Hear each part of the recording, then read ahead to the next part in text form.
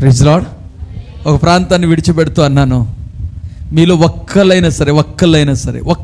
ఒక్క స్త్రీ కానీ పురుషుడైనా పర్వాలే, ఒక్కళ్ళు సహకరిస్తే చాలు.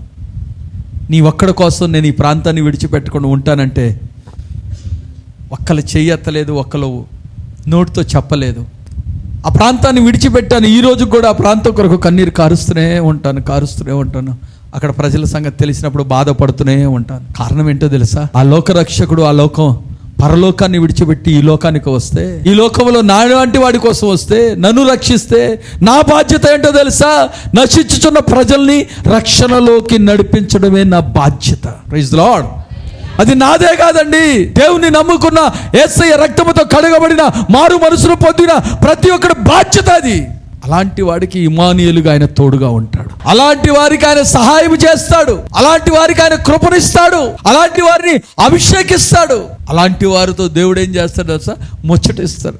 అలాంటి వారు పడిపోయిన దేవుడు నిలబెడతాడు. Praise the Lord. హల్లెలూయా.